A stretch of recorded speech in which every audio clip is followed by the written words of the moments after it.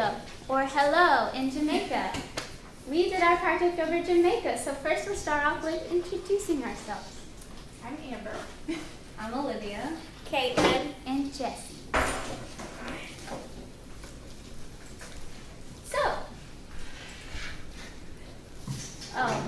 one moment please.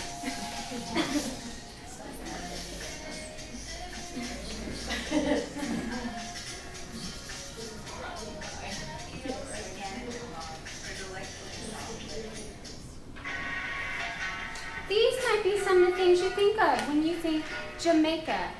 Bob Marley, reggae, beautiful beaches, parties. These are all accurate.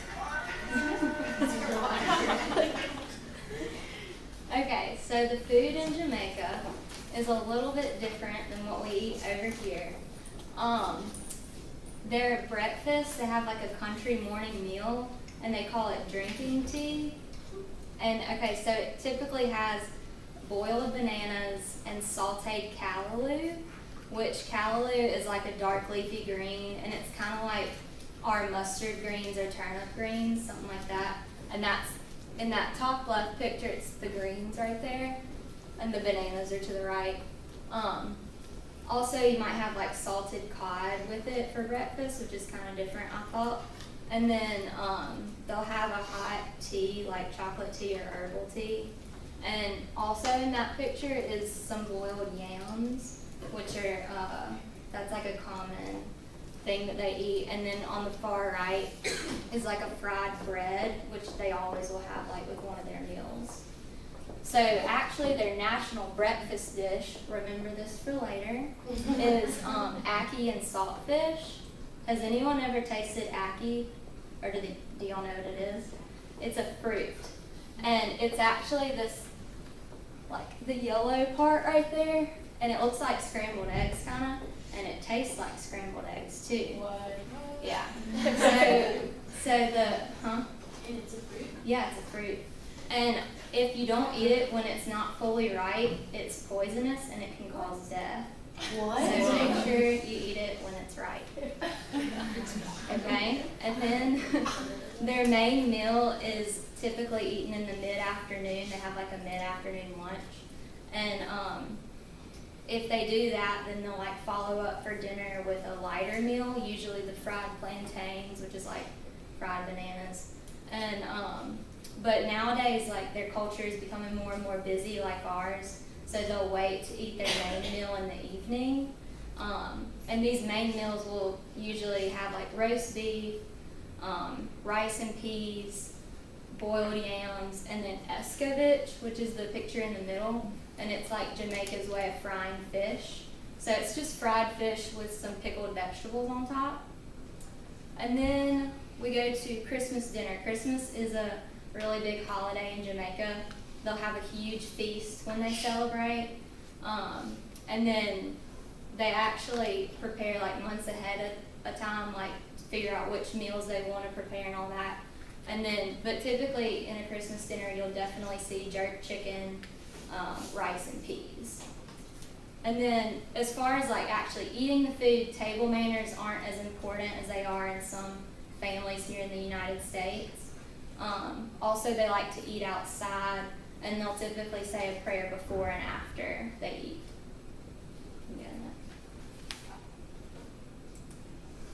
Okay, so clothing is an important aspect of Jamaican culture, and women usually wear colorful handmade dresses made from calico cloth, which is pretty much just a striped or cloth similar to plaid. Another important aspect for women is a headscarf, which is used to keep their hair in place. In this picture right here of the man, that is called Rastafarian influenced clothing. Rastafarian is a small population in Jamaica, but it's usually what you think of, like tourists think of when they think of Jamaican clothing. It's the red, yellow, and green clothing, the dreadlocks, and the tam, which is on this banana, is the hat that covers the dreadlocks. And that clothing is from Ethiopia. It's the colors of the Ethiopian flag.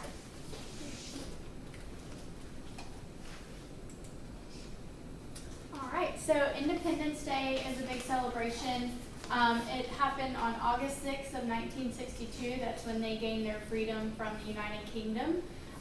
They have this big celebration in what's called the Kingston National Stadium, and we've got a video of that, so you'll kind of see it's like a big arena. They bring out the Prime Minister. It's like a big celebration. They have different dances that are performed. They do a flag raising ceremony. All throughout the week they have different street dances. It's actually pretty expensive to buy the ticket to go into the ceremonies. So for people or families that don't have as much money and aren't able to attend that, they have more like other little street things that they can take part in. They'll have different tables and everything set up so you can buy different foods, different clothing that the women make and all of that stuff, jewelry. And then also the flag, each color represents a different thing for their culture. The green is the symbol of hope and agricultural abundance. The yellow is for natural resources and sunshine, and then the black stands for their creativity and the courage of the people. So I thought that was really interesting that each color has a different meaning. And then it's kind of a long video, so we don't have to watch it all, but it kind of gives you a little glimpse into what all happens at their Independence Day celebration.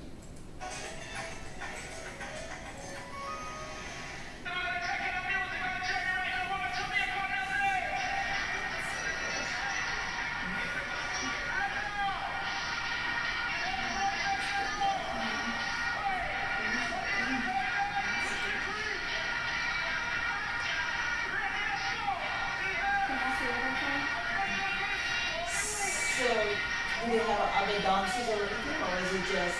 No, it'll show some of the dances on the That's stage. what turn on the light and you say that what you said? Yeah, I don't know which. There you go. That's pretty good.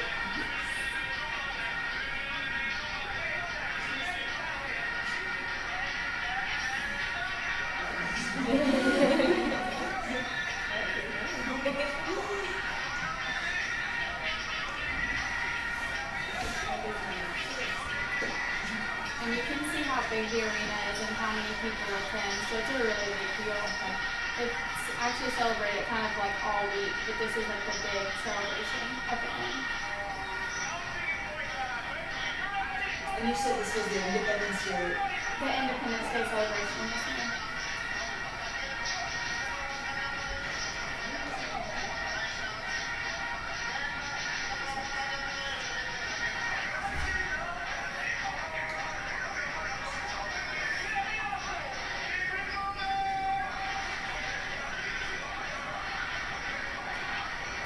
Does this happen at night or does it like up at early? No, it happens like, well, it's a big deal, so they kind of plan around it, their schedules. Some people don't really partake in, they will usually just stay kind of within their families, but a lot of them you'll see are attending. But no, it doesn't affect like their schedules. So is this primarily the wealthy that go make their attendance just because you said it's expensive? I would say it's kind of a mix. Like it's still doable. I would say it's probably relatable to like concerts. There's a range of the prices. So most of the people get to attend it, but those that are like don't have as much like just money to kind of spend. Okay. But yeah, they have different groups that come up and dance as well. Okay, one more time. Done? Yeah. Done? Yeah. Okay, sorry. Okay, so another ritual is a parade that they do yearly around Christmas time, and it's called John Canoe. And it was named after a man who was an African tribal chief during the slavery period of the 17th century. And he fought for the rights of slaves so that they could have time to celebrate their cultural rituals, so like their traditions and everything. And so they ended up being granted 3 days around Christmas time. And John Canoe is usually celebrated the day after Christmas. And then they celebrate with music, dance, and costumes. So back during the slavery time, they didn't really have money to make costumes, so they would make their costumes out of whatever they could find. But there was 5 main characters, and originally they were made to scare people because they're kind of just letting out, because they were free. They were free from being slaves in those 3 days, so they could just be themselves. And so people would go through the streets and yell, "John Kandua, come!" which means everyone come out, the festival's about to begin, and so everyone would get excited. And then, like I said, it's just an escape, like they felt free from being slaves, like they could be themselves. Oh, and traditionally only men performed in the parade. And Jamaica stays true to usually men only performing, but other cultures have added in like women and children and everything.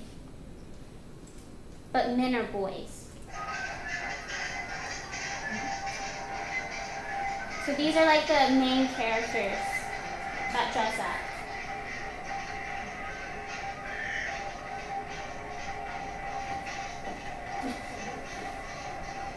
But they go through the streets and people come out. And this is actually a man, but his character is a pregnant woman. But yeah. Okay, so this is another ritual that's really big in their culture. It's called Nine Night. What it is, it's basically a big celebration for a family member or loved one that's passed away. What they do is after 9 days after the person has passed away, they come and have like a big, basically party or celebration for that person's life. One thing that was really interesting is that if they don't do this, they believe that the spirit's not able to like pass on, and that will essentially come back and haunt you. Also, another thing they do is they take the person's mattress and they flip it over. And then once the mattress is flipped, that's kind of like when the big celebration begins. And the whole point of the party is to kind of help the spirit pass on, more or less. And then what they do is they sacrifice a goat, the largest one that they can find. They'll cook the meat and they have this big table set up with different foods and drinks, but you're actually not supposed to touch it. It's for the person to enjoy as they're passing along, so you can't actually eat or drink anything from it until after midnight. Another thing that they do with the goat is they use the head, feet, and testicles to make this soup called manish water, which is primarily drank by the men. It's supposed to encourage manliness and fertility. And then they actually hold the funeral service on the 10th day after the celebration is gone and the spirit has been able to pass on. Also, a big thing here for the occupations as far as children, it's not like it is in America where their primary occupation is play. Usually at the age of 5 or 6, the children are given progressively demanding responsibilities. And then for parents, especially for poor parents in the ethnic groups, the single most important route out of poverty for their family is for their child to be educated. So they really push that both in the family and in the community. So you can see kind of children are expected to do a lot. They're expected to work and they need to get their education to kind of help better their family and progressively get them out of poverty if that's the case. For the women, it's usually the domestic role.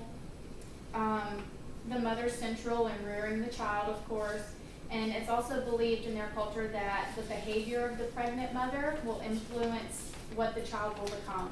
So that's a really big thing for them to be, like how they act during their pregnancy is viewed as like how their children will. I just said that. Anyway, the men are the predominant leaders in this culture. Let's see. The women work primarily in paid and unpaid household labor, but the men hold like the business positions. They usually have the higher education since they are pushed so young to do that to help with their family.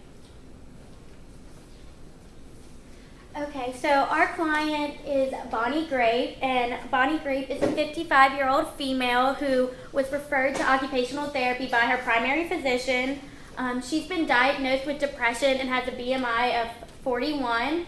So Bonnie is seeking OT to address the inability to perform activities of daily living due to her weight and her lack of motivation. Bonnie is a widow and has 4 children, and she stated that her youngest child was developmentally delayed. She lives in a 2-story house, and although there's adequate space for movement, Bonnie spends more than 20 hours a day on her couch and hasn't left her home in more than 7 years. Her daily activities include sitting on the couch and watching television. She stated that her primary caregiver was her daughter, who did the cleaning, the cooking, and caring for her other 3 children. And her desire from occupational therapy is to be able to take on the motherly roles and be able to do meal preparation and make a traditional Jamaican meal for her family.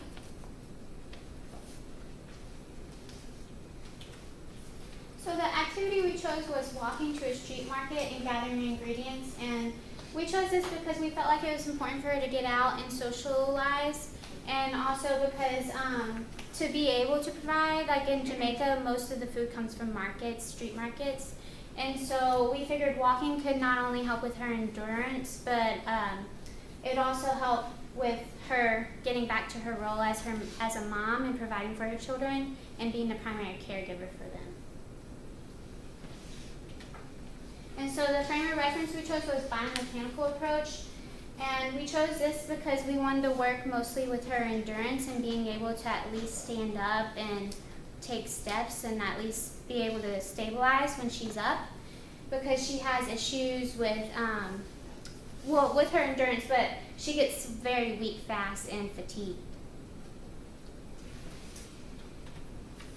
So, like Jessie said, we really want to focus on gaining her endurance. So, to work on that for our activity synthesis, we want to have Bonnie perform a sit to stand and stand there for 1 minute. And we want her to do that 3 times with a 2-minute rest break in between sets. So, a way of grading that down, we could give her an assistive device like a cane or something to kind of help get herself up in that sit to stand. And then decrease the time instead of a minute, standing there for 30 seconds. And then a way that we can grade it up and make it a little more difficult is once she's standing up, we'll have her sway side to side and work on that weight shift, and she'll do that for the whole minute. Can you go back for a minute? And this is just to help you all understand what we're doing here, okay?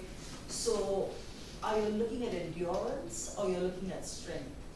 Or both? Both. Yeah. Okay. So when you're looking at both, you'll need to be able to decipher, okay, which one of these is working on strength and which one of this is working on endurance, okay?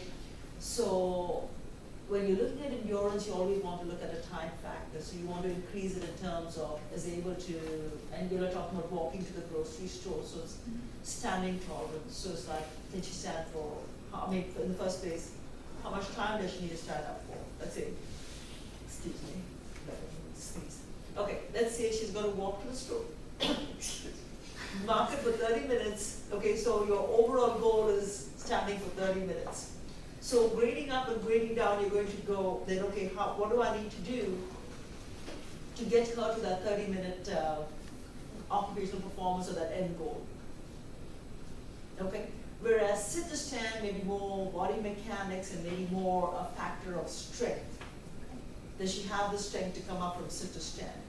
Now, if you're doing sit to stand, let's say 10 sit to stands in 5 minutes or whatever, then you're looking at endurance because you're repeating it. Does that make sense? Yeah. Yeah. But if you do it one time and you're using, it almost looks like you're looking at strength more than you're looking at endurance. So in your mind, when you're using a frame of reference and you're figuring out what your intervention is, in your mind it needs to be clear, am I addressing endurance here, am I addressing strength, and there's got to be that clarity, okay? All right. So would you suggest, we have 2 different wants to. Yes, Okay. because you can't really say, oh, we're addressing both, and then it looks, for your own mental clarity, I can tell there's confusion there because, you're trying to address both.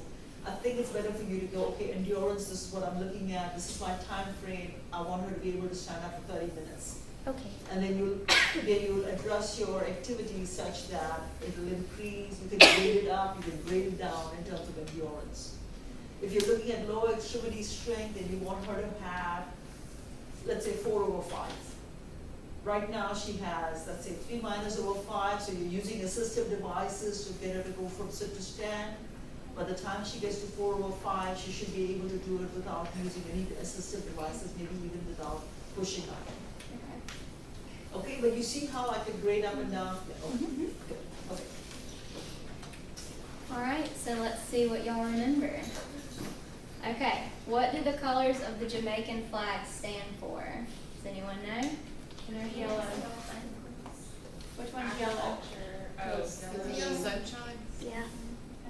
And black is the courage of the people. What about green? The agriculture. Yeah, Good. All right, y'all better know this one. What is the national breakfast dish? Ackee. And saltfish, yeah. Good. Remember to eat your ackee when it's right. What is the type of Jamaican clothing made from natural fibers and are the colors red, green, and gold? Calico?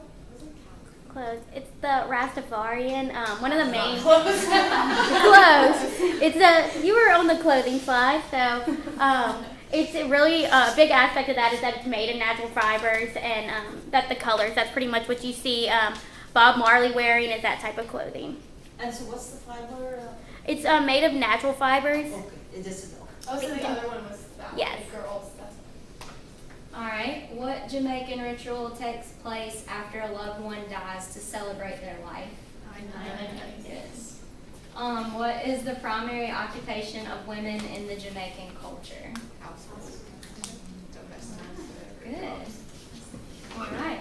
I just had one thing to say. So, why do you think you have the Italian flag on their on the cap? The Rastafarians wear. Oh wait, it's from. It's from the Ethiopian culture. The Rastafarians, I think, are a part of that have come over to Well, small. it's a very interesting piece of their history. But they had a 7-year drought, and Haile Selassie, who is an Ethiopian, I think it was considered a king. Yeah.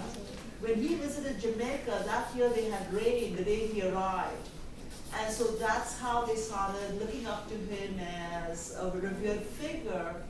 And that's how there's that close link between the Ethiopians and Jamaica. And in Ethiopia, there's a community of the Rastafarians, and they have the dreads. And, yeah. But I just want you all to know that's where this idea of the Ethiopian colors come from. Okay? And so, did the group have any questions for them? What was on the goat? Oh, We so should have read it. that. Yeah, it's worth that was worth kind reading. of just a joke, but it says every time we hear about Night, one of my friends drops out. There's something fishy going on here because of the goat sacrifice. And then that's the stew that they make. So I don't think that is Right. And in terms of, this thing of the spirit has to leave, this is your group right now. Mhm. A lot of traditional cultures believe in that, where they have to, let that spirit go, because otherwise they feel like the spirit is going to haunt the people that are left behind. And so that's part of their tradition and part of their belief system, that they've got to be kind to that spirit and, help with that passage. Okay? All right. Okay, I have one more Yes. Jamaican saying. Sorry. Oh, sorry. Okay, Bridgens, walk good, which means okay, friends, take care. Aw.